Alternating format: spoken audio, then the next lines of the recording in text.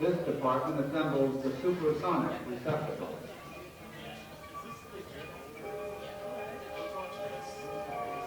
In the machine shop, all the various tools and machines are constructed, maintained, and repaired. In the metal finishing,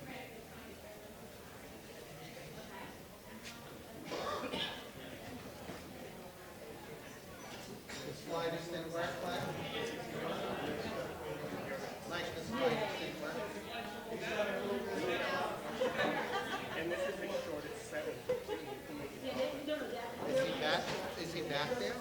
No, I don't know where he is. I think he's back there.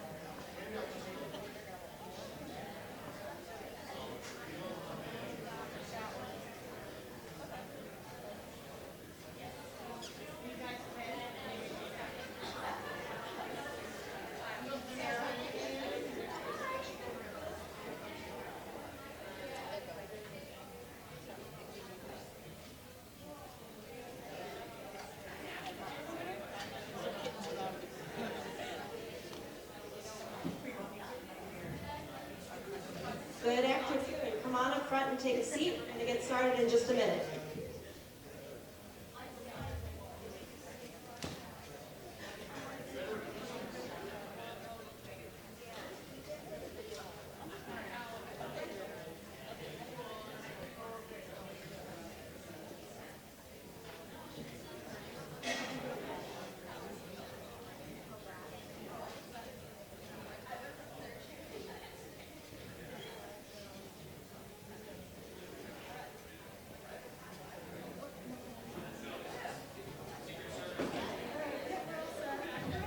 Okay, good afternoon and thank you for joining us. Throughout academia and across many professions, lecture series and presentations are offered to inform and inspire. Today we have with us a team of experts who have been working on the Willits Creek and the Lake Creek remediation project. They will share with you information about the planning and feasibility of a large remediation project, the science behind how it works, and what inspired their career paths. On behalf of the West Texas community, thank you so much for being here and for sharing this information with us. And I'd like to introduce you to the DEC's project manager for this site, Sarah.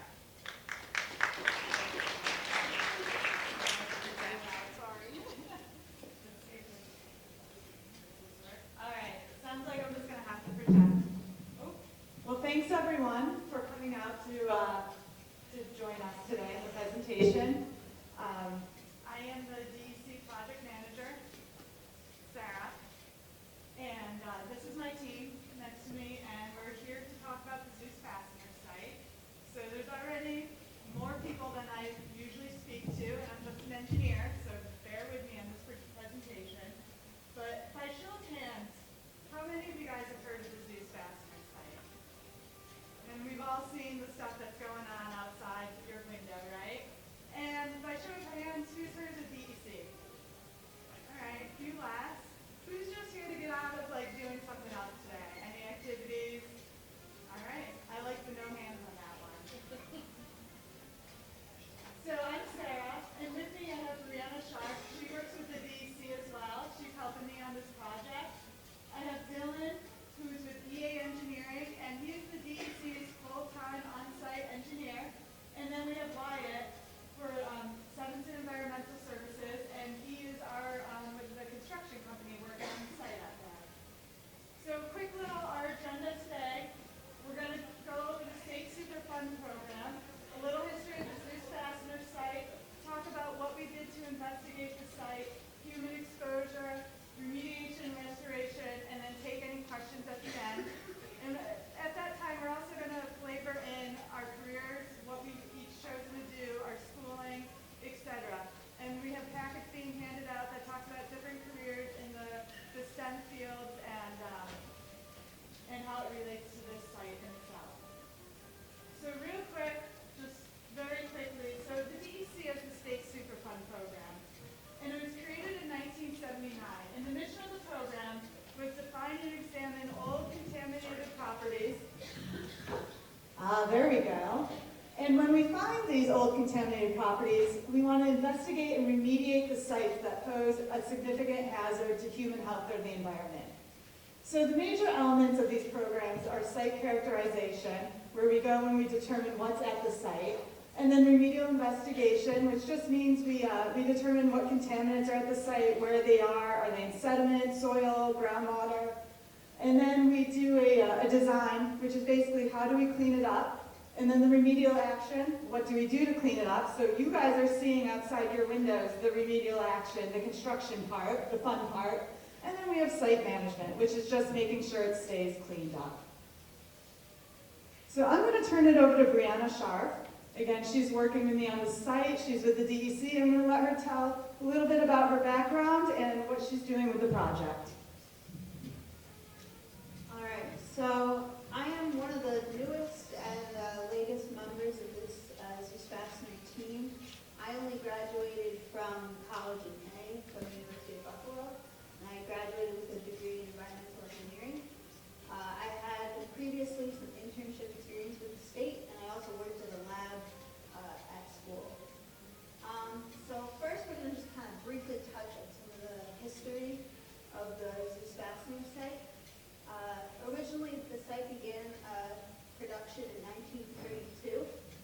produced the metal rivets that you see in the top right corner. These were used for industrial purposes, in fighter plane jets in World War II, and other automated industries. This process, this video that I'm about to show kind of shows the plating of the cadmium and chromium that went on. And that cadmium and chromium and other wastes were discharged directly into Willits Creek, which is the area that we're cleaning up now. Machine shop, all of the various tools and machines are constructed, maintained, and repaired. In the metal finishing department, the fastener components are heat treated.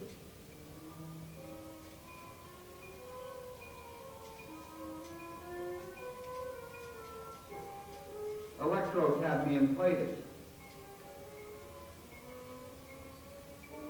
So as you see here, he's plating those fasteners now. And they kind of add an anti-corrosive. Anodized and iridized.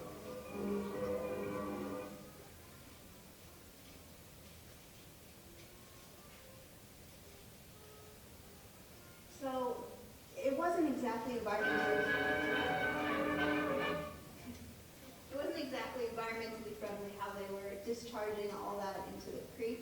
And so years later, they ended their production actually around 2015. They officially shut their doors down. And that is the area one where you see, if you're driving along Union Boulevard, where they have the buildings which are now demolished as of a couple weeks ago.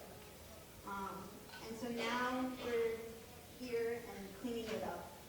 So we've divided, as you see, we're here in the star, and we've divided the actual site into what we call at the DEC operable units, but for simplification, we're going to call them areas.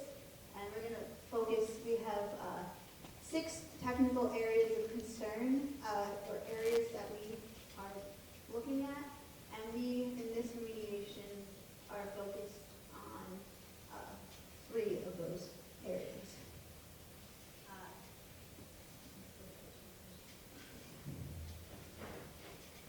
And this here is the area 1 where the actual production occurred. And as you can see, this is in the past couple weeks where they demolished the buildings. And this is going to help generate tax revenue and kind of bring some new stuff to West Islip for their new development. And we also have another area that we're focusing on in Willits Creek that we're doing the site investigation. As Sarah talked about, we have different phases to remediation, and this is the site investigation phase, which I'm helping. And there's different field activities that go along with that to determine where the actual contamination is. We have groundwater sampling, sediment sampling, we have some plants here which we do some biological and fish testing, and that requires a whole different host of STEM fields, chemists and biologists. We have engineers, we have human health people who help determine and make sure that people aren't exposed. We also brought along, these are some used in the investigation process. This is a hand auger that Joe will talk about later, along with some sampling jars. All right, so I'm going to turn it back over to Sarah. So what Brianna did not go into is her background. She just graduated from SUNY Buffalo, and she was hired from the DEC, and she is an environmental engineer, so 4 years of schooling. And a lot of times what we do for investigations is we're in the office a little bit, but we are in the field a lot. So this is kind of our field garb that we'll wear. And we'll go and we'll collect soil samples. So we'll use something like that hand auger to collect a soil sample. We put it in the jars, we send it to the lab, and then the lab will analyze it to tell us what our concentrations are. We collect groundwater samples, sediment samples, like Brianna was saying, fish samples. And so different career fields. You can be an environmental engineer. You can go into chemical engineering. We have geologists with our Department of Health. All again, 4 years of school. You can be a chemist, so with a chemist degree, you can do the lab analytical stuff. You can help out in the office, reading and evaluating data. We have hydrologists, so a hydrologist will focus on water. They'll often determine like surface flow of water, where groundwater flow goes, kind of help determine where the contamination is in the groundwater. And you can be a wetland scientist, so you can help design wetlands. As you see, we took down a lot of trees behind the school, but that's all wetlands behind Willits Creek. So we actually have wetland scientists that work with us to help us come up with a restoration plan and help us come up with native species that are appropriate to put back, that are native to Long Island, help with the ecosystem, and are good for the banks of the creek. And we have biologists that will help with the fish sampling, the tissue sampling, and things of that nature. So now I'm going to turn it over to Dylan. He is our on-site engineer that is helping out with the overseeing the actual remedial construction or the cleanup activities. Hi, my name is Dylan. I went to the University of Massachusetts, Dartmouth, to be a civil engineer. I wanted to be a structural engineer since I can remember, but then I had labs that work in the environmental field, and I wanted to be outside, and I had a really good internship where I was able to collect samples, just like we were talking about, and that's what I fell in love with. So I've been an engineer for about 5 years now, working in and out of the field, making design plans and taking samples and what have you, and it's been great ever since. And so I'm on site every day, all day, and just providing whatever I can from an engineering standpoint for the project. And so our cleanup is pretty simple in terms of how we're remediating. You have Willits Creek and you have the lake, and it's essentially just excavation, and we load up contaminated material into off-road dump trucks, and we bring that material into the tents, and then that material gets processed and loaded out to landfills. Now, on the right, you can see our operation on the lake. We have essentially a large barge that is able to hold up the excavator, and they,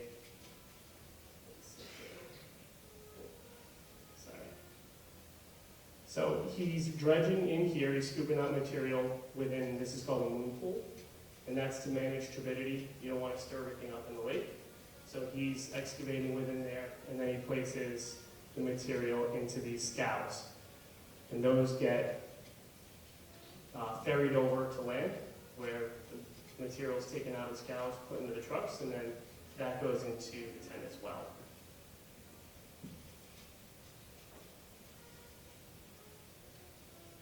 So inside the tent is where all the material gets processed. Wet material is amended with something called Portland cement to make it dry enough to ship. And any water that comes off of our material gets directed into this wastewater treatment plant and cleaned before discharge. And then trucks are backed into here and then loaded up and sent to the landfill. Now the landfills are able to accept certain materials as cover, and they're lined, and they have ongoing monitoring. And so that's really what it boils down to. And so, go ahead.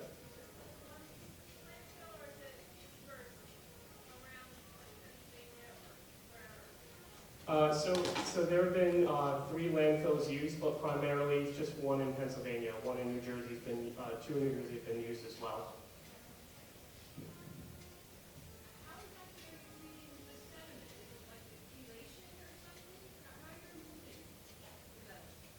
So the metals don't get removed from the actual soil.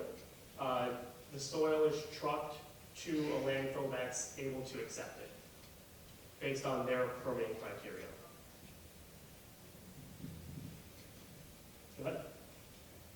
Why is it that it's not easier and or cheaper to take the soil, clean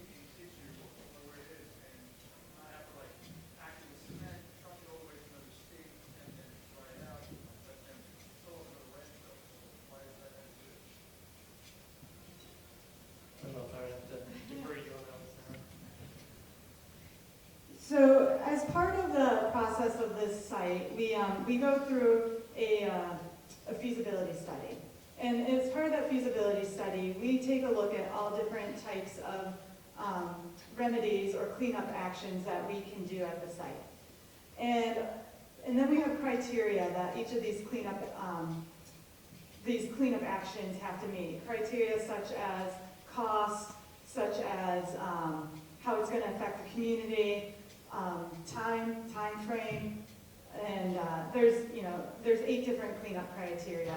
And so we take a look at all of those criteria and balance everything out, and then we come out choosing one remedy or cleanup action that we think is best with balancing the criteria for the site. So for this site, due to time, we obviously, we're on 2 schools, we're adjacent to 83 houses. Time's a big factor. Making sure we clean everything up and get it out rather than leave it in place and stabilize it. So we decided, looking at the different 8 balancing criteria, that excavating and bringing to a disposal facility would be our best option. So now I'll hand it off to the site health and safety officer for Sevenson, Wyatt Booker. Hello, I'm Wyatt Booker. As Dylan said, I'm the site health and safety officer. I work for Sevenson, the contractor that's performing the work. I'm the outcast here. I went to Penn State for political science, decided I didn't want to go to law school, moved to Washington. I joined the labor union, and then I was put in charge of a health and safety program that was with all the different trades, laborers, operators, carpenters, and electricians. And Sevenson offered me the opportunity to continue in that field in health and safety. And like Dylan, it was something I never planned to do, but it was something that I fell in love with, and I've been a health and safety officer for almost 13 years now. So some site specific, as Sarah mentioned, as Dylan mentioned, we do have the temporary fabric structures, the tents that he mentioned. I'm sure everybody's seen it in the high school parking lot, the student parking lot. The purpose of that building is to contain the soil that's being amended to make sure that no dust is getting out into the public. To go along with that, we have a community air monitoring plan, which I will talk about in a little more detail. But some of the health and safety controls that we put into place, our work areas are delineated with fence. As you can see around the parking lot area, it's 8-foot high chain link fence that has a privacy screen on it to keep, to prevent some of the views. It makes it a little easier. We have used barrels and cones when we were at the north end of the project. We were behind the Stop and Shop Plaza to contain our construction traffic and keep it separate from Stop and Shop's traffic and any other shoppers or anybody else that would be in the plaza. We did identify truck routes and timing. We try and coordinate that as best we can with the school. We don't want trucks coming in and out during drop-off and pickup times. And when we were working in the footbridge areas, still, we have the high school footbridge as part of our work area at the moment. If we have to have those gates open for any reason, we station a flagger there to help assist students get across. Does anybody actually use either of the footbridges? Show of hands. Nobody? Oh, good. Oh, good. So you've probably seen our flaggers out there. We do, in respect for school, we do close the gates at 2 o'clock and leave them closed until 3:30 to try and give everybody a chance to get through without having to worry about any equipment being in the area. So, as I mentioned with our community air monitoring plan, before this project ever started, samples were collected. Based on those samples, the highest concentrations that were found at the site, we used that to generate a dust action limit. Our dust action limit for our work zones on 1.1 milligrams per cubic meter. Our community air monitoring limit is 150 micrograms per cubic meter. So at the 1.1, if you were exposed to a level 30 times that for 8 hours a day, you would still be under OSHA's permissible exposure limit for the chemicals of concern here at the site. So being less than a tenth of that at the perimeters of the site, that was one of the steps that we took to make sure that nobody in the community was exposed to any potentially hazardous dust at a level where it could create an effect. We also have a visible dust requirement where if we are generating visible dust, we stop our work and apply dust controls, whether that's through our water truck or we're just using hoses. Just depends on the area and the work that's going on. As I said, we are amending our sediment beneath the temporary fabric structure to tent that's in the parking lot to make sure the dust isn't migrating outside of our work zone. We do keep the areas wet. We have 2 water trucks that are on site that run full time to make sure that we're not generating any dust from our truck traffic. When we did have material outside of the north end of the project, it was covered with tarps at the end of the day. As soon as we were done loading trucks out, we would cover the material so that if the wind blew while we were not on site, there was no dust migrating off site. And also, our sediment is coming out of the Willits Creek and Lake Creek. So as we dredge it, it does come out very wet. So dust isn't primarily a concern until we get into the building and we start amending. Yeah, absolutely. Yeah. So this is an example of the dust meter that we use. And I don't know if anyone has seen the orange boxes that these are housed in, but I'll pass this around.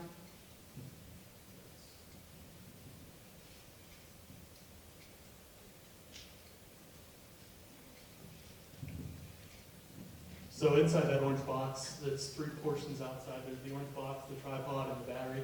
Inside the orange box is a larger version of that. That is a handheld version.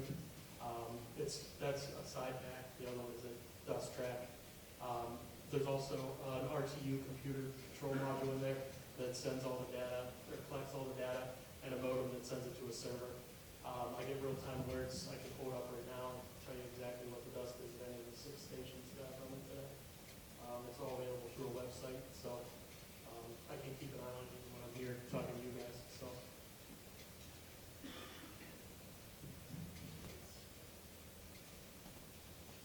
And then,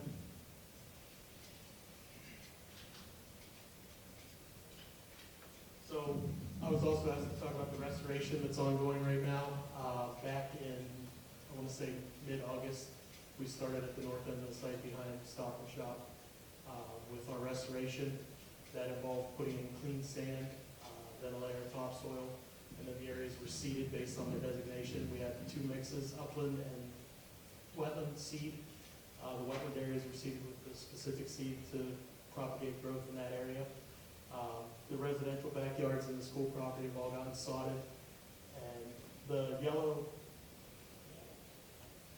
that you can see in this picture that's in with the grass, that's erosion control matting that we put down to prevent the seed from all washing into the creek when we got rain.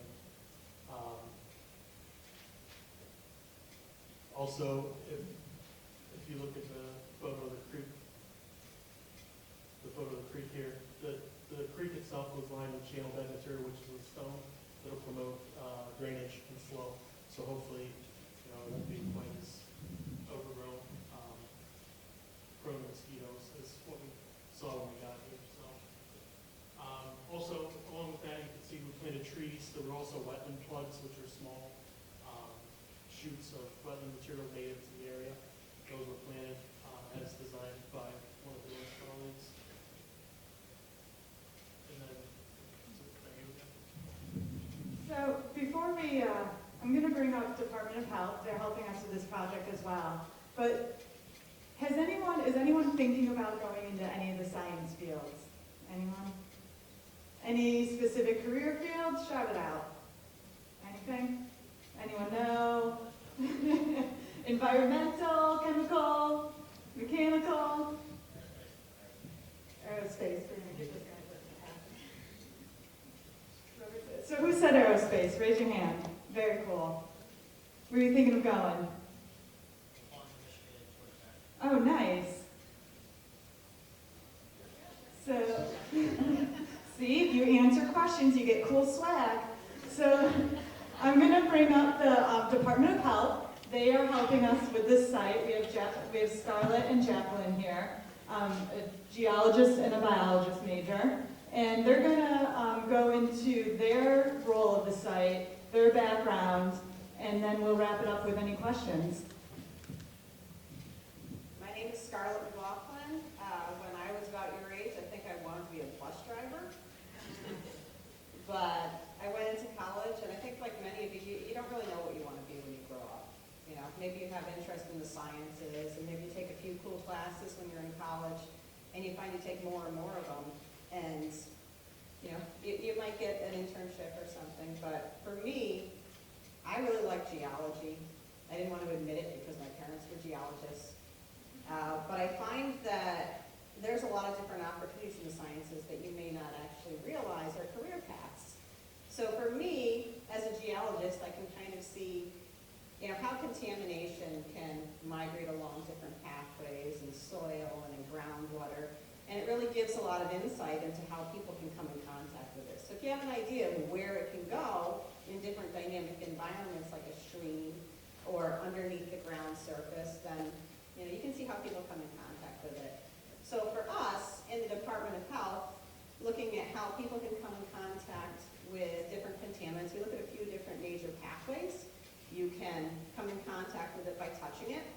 You can come in contact with it by eating it. Say you're eating vegetables grown in your home garden that have dirt on them, that the soil is impacted, or you're drinking contaminated groundwater, not an issue in this case, or you could breathe it in. So there's a lot of controls that are in place. We work alongside the DEC during the whole investigation and remediation process in order to ensure that, well, one, any potential exposures are identified, and two, they're addressed. So that's our main role in this, and as a geologist, it's been pretty rewarding and pretty fun, and I get to work with a lot of people in the community. A lot of people call me and have questions, and it's really great. It's great to see that you guys actually are here because you're interested in the sciences and not to get out of class, because I think my daughter would be here to get out of class, but glad to see it. And then Jack. Hi, my name is Jack McGillen, and I was a biology major, and I just want to suggest, do not just be a biology major. It's hard to get a job as a biologist. It took a long time to find something in the field. I always liked environmental things, and it took a while to finally get with the health department. And as Scarlett was saying, as a biologist, there are different things that are out in the environment that you're looking at right now. Climate change is a very big issue. We're looking at different things in biology. It has a lot to do with some of the things that are happening in climate change. But again, with what's specific to this site, we're trying to make sure as a health department that people are not being exposed to things. Now, biologically speaking, as she was saying, there are things that maybe you can touch on the ground. That's the dirt, soil, trees. Sometimes you could maybe consume the fish, the clams and the different things, or just water. You may be drinking that. These are other things, again, that are within the science field or biologically based. I'm also a chemistry minor, so there are other things that we're also looking at in terms of different types of exposure that are going to be chemically oriented. We're looking at the types of metals. We need to know chemistry to understand some of the metals. We need to know chemistry to know some of the different other things that are happening that can be causing a problem in terms of exposure.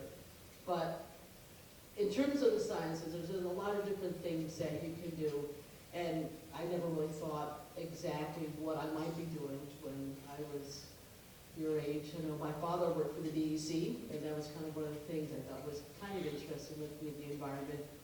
And hopefully you can see some of the things that we're doing, and this can kind of give some information about what you might want to do in the future.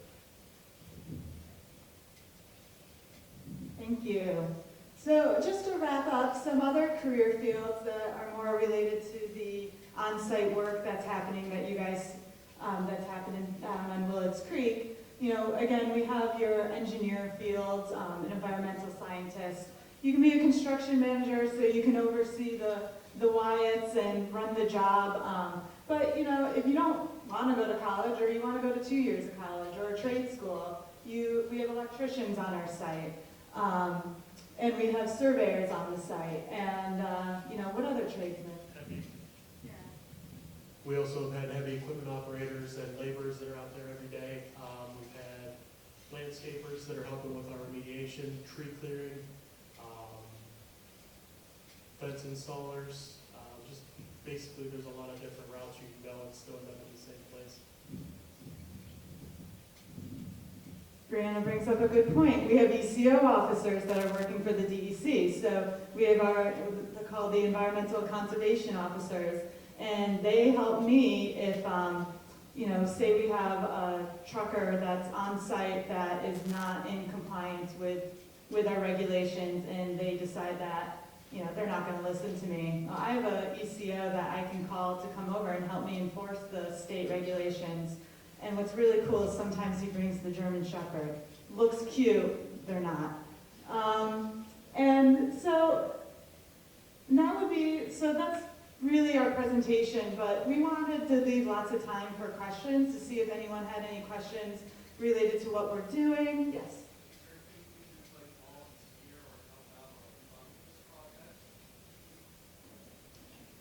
Can you?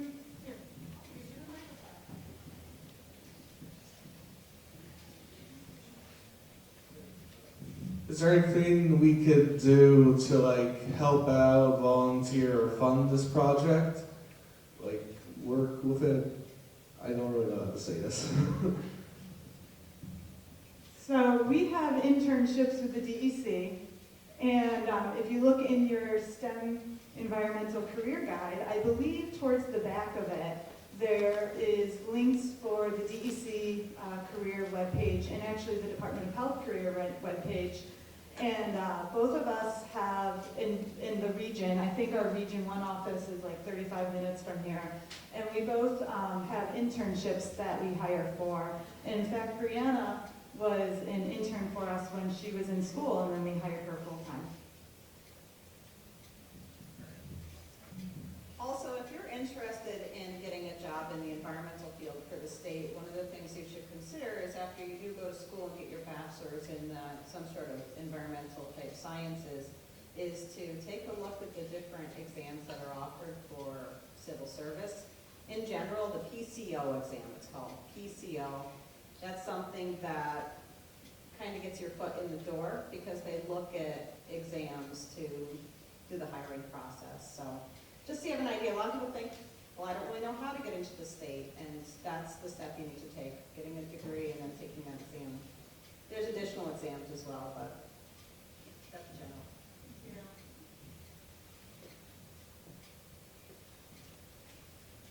Yeah.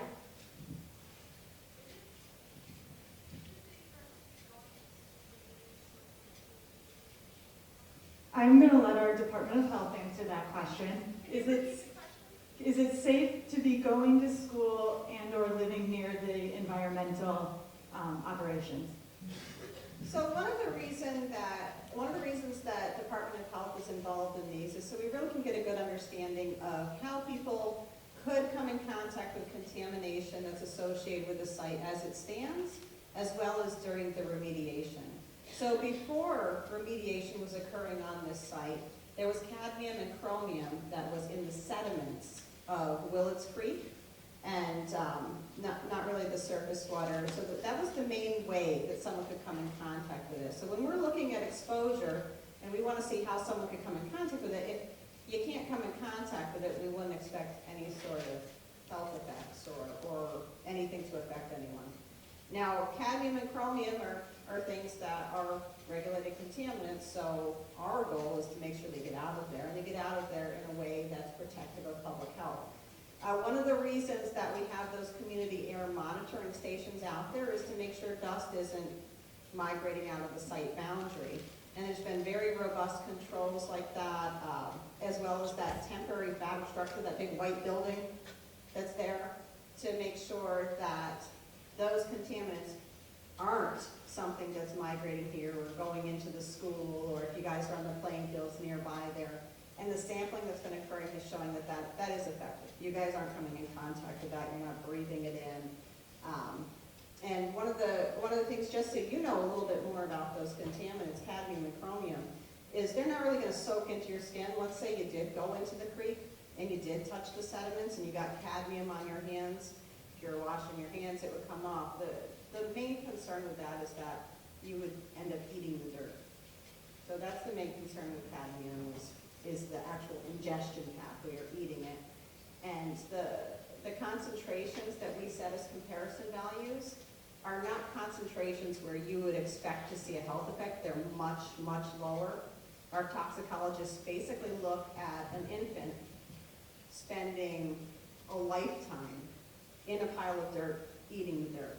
Because we want to make sure that our comparison values are very protective. So we would not see any health concerns with the site in the situation that it's in now with the remediation going on. And I'm sorry it was kind of a long roundabout answer, but there you go.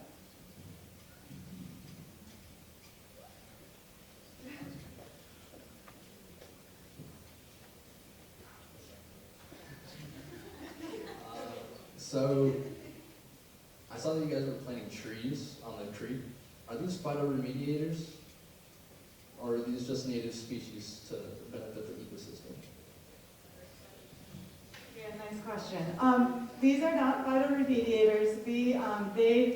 Because we had to restore the area, because we had to remove trees in order to access the contamination, we had to restore the area in accordance with a permit that we worked with the U.S. Corps of Engineers and also DEC's own Fish and Wildlife Group in order to choose trees that are native to the area. We chose bigger trees.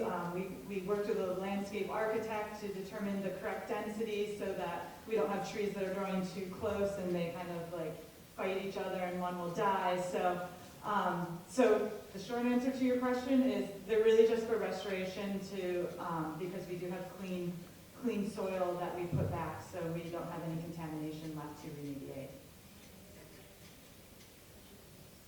And they are all native species. Other questions? I'm going to go to this woman over here. So I was told that this was your second time doing cleanup of the creek. I was wondering, like, what happened to have you, like, come back and do it again? So yeah, this is the second time that we have been here. The first time was focused a lot on Lake Capri, and we think that we have more frequent storms like Superstorm Sandy. We have more of these 100-year storms, and they stirred up some of the sediment and the contamination that was further downstream, past Montauk Highway. And the sediment just stirred up and got back into the creek, back into Lake Capri. So this time around, that's why we're digging it all up. And we're going down to what we call our soil cleanup standard of 1.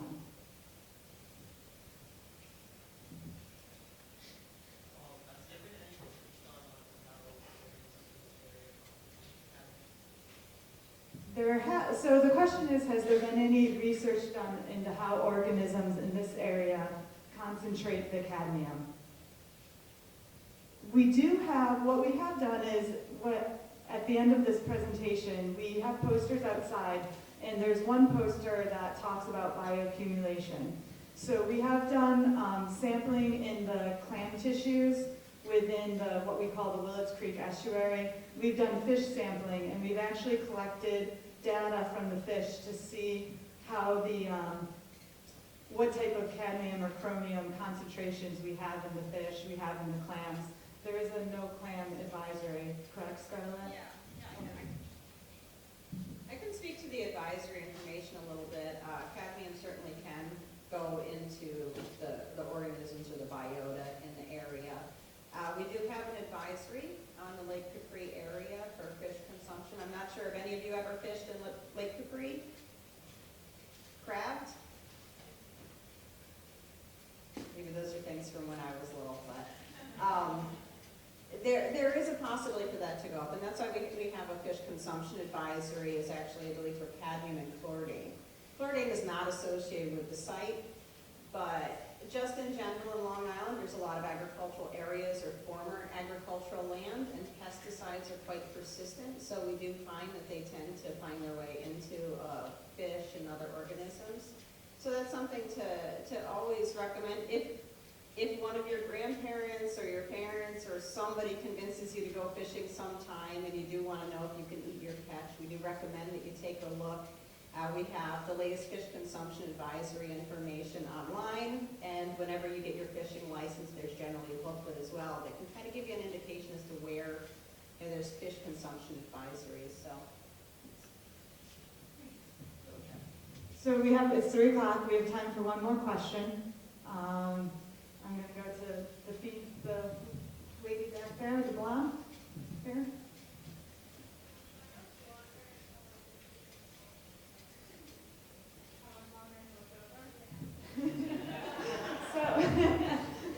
Wyatt. No, so right now we are on schedule. We plan on demobilizing the heavy equipment, the temporary fabric structure by the end of June of next year. And we will be doing some restoration next year. So June of next year is the very short answer. And with that, I think that's our last question. So we will be outside for, we can take more questions. There's posters. We go into a little bit more detail of what's going on. If anyone has career questions for any of us. So we'll be around for a little bit. Thanks, everyone.